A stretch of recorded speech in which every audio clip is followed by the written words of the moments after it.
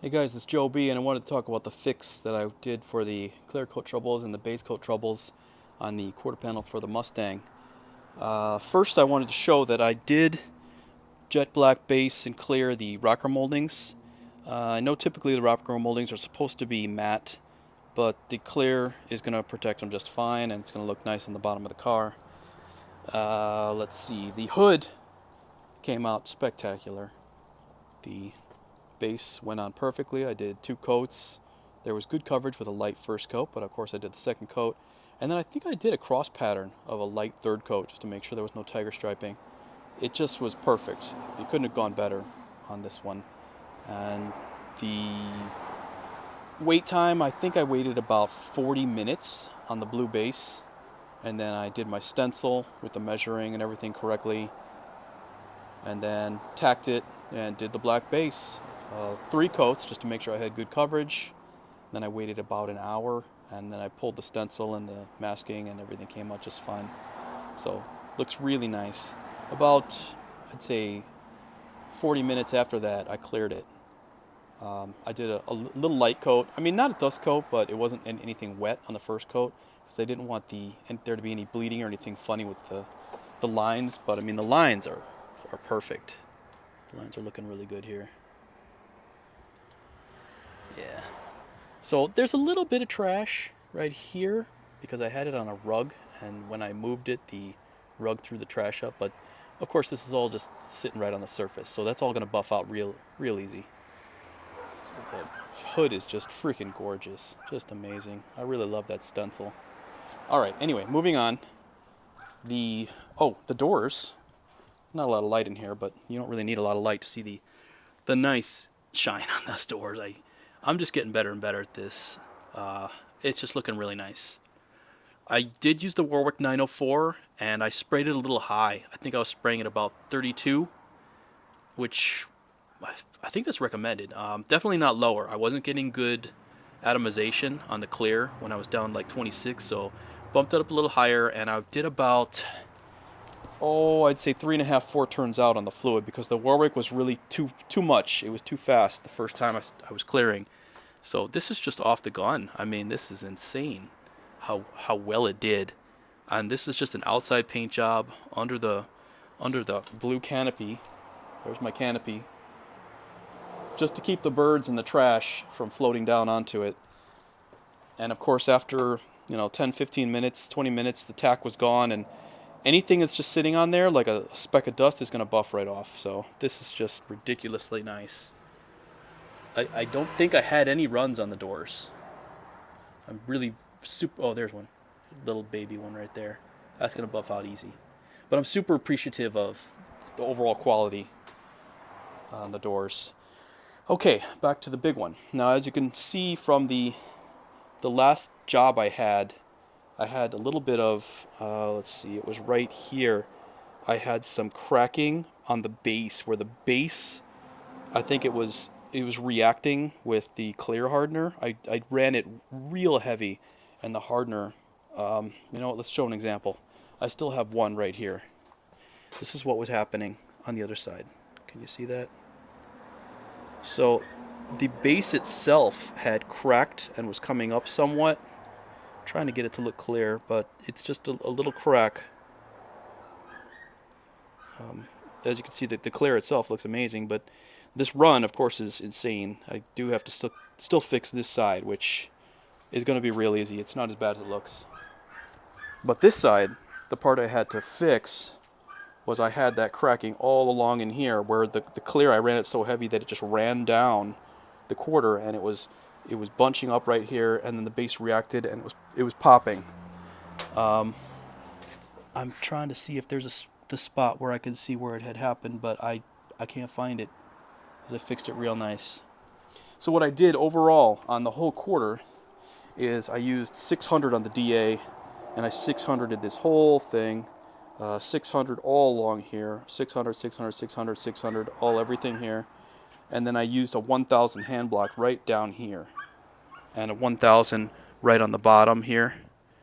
And this was the line where I did the separation between the 600 and the 1000. I didn't even use tape. I just 600 it, 1000, and when I based, Oh, I also did the 600 here, because it's the tape line. I had a tape line right here that was annoying. It was really getting to me.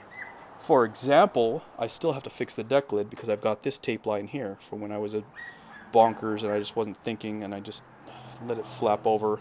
So I'll fix that. That's not going to be a problem. You just pull the deck lid off. I'll 600, base, clear. And while I'm at it, I'm going to fix this tape line too. There's a, you see this? There's a tape line right here. Now I can see it. It might even be on the clear. No, there it is. There it is right there. That's a tape line. So that's going to be a little trickier, but I'll fix that. I'll take the whole thing off, fix it that way. So after I did that, I did some bass right here, and I went like this, and I had the same reaction occurring. So I had to use I used 400 on a soft hand block, and I 400'd it out, and then I wiped it with the tack, and then I tried again, and I was still getting the same reaction. It was really temperamental. So I ended up having to do extremely light dust coats on it. I was like, tss, and that was it. And then I would wait like 5 minutes, and then I was like, tss, 5 minutes. Same thing down here. I was having this crazy reaction right here where I would just spray it and all of a sudden the base would start to crack. And I was like, what the heck is going on? So I just had to 400 it, tack it off, wait just a few minutes for it to dry, and then just the very, very light dust coat, and that was it. Let it wait. And that was the way I was able to get it to stop reacting like that. I don't know why I was doing that, but that's how I got it to finally stick, and I wasn't getting any more reaction. So after that, after the base was all finally done, and I mean, I'm also basing the hood and the doors at this time, so I'm kind of mixing all these projects together. But then I loaded up the gun. I mean, I did the black, and then after I was done with the black, I loaded up the gun with the clear, and then I hit the clear. I was like, the clear, just clear all. And I cleared up to about here. I cleared it.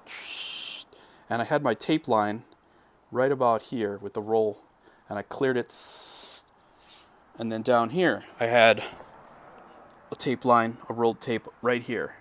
So I cleared it, and I just went down. You can't even tell. You can't see it. I mean, there's a little line right here. You might be able to see it with the reflection of my hand. I don't know.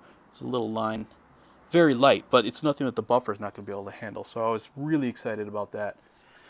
So I did 2 coats with the regular clear, the 4100, the Tamco 4100, and then I mixed it up some blender, 90 reducer, 10 clear, and it was just a tiny little amount.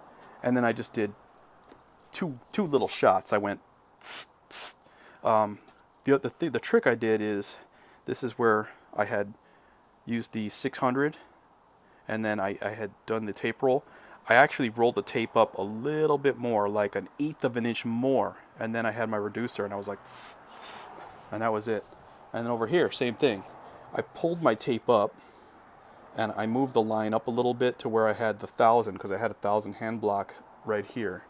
So then I put the tape line up to here, and then with the reducing clear, the blender, I went tss, tss, and that was it.